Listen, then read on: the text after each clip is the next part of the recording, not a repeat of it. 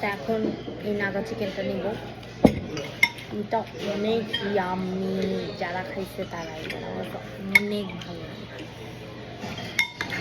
অন্যরকম একটা flavour, Naga Naga flavour.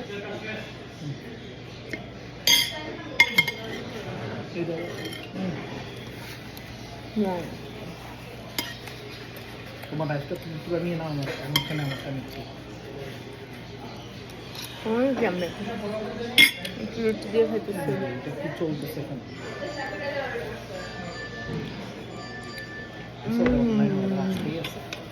আমি ওনাদের অনেক অর্ডার অনলাইন করে তো কি বলবো, অস্থির।